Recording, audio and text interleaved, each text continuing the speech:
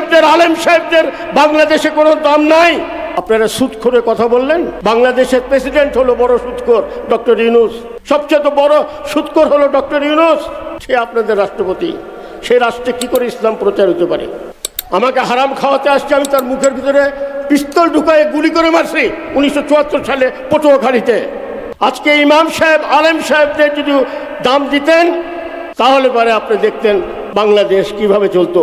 97% তো মুসলমান, ডান দিকে ভারত, বাঁ দিকে ভারত, এদিকে বার্মা, চারিদিকে কুফরি সেরেকি। বিচার করেছি, রেপ করেছে, তাকে মৃত্যুদণ্ড দিয়েছি প্রেসিডেন্টের সাথে সাইন নিয়ে। রাতের বেলা গিয়েছি, দোস্ত আমার বন্ধু হলো আইজি প্রিজন, আমি বললাম এই সালার ফাঁসি আমি দেখতে চাই। খুব দাপটে ছিল, অনেক ব্যারিস্টারকে নিয়ে আসছে তার করার জন্য। আমি অ্যালাউ করতাম আমার কোর্টে যে ঠিক আছে আসো, দেখি কে কত বড় লাট সাহেবের ব্যারিস্টার সাহেব আছো।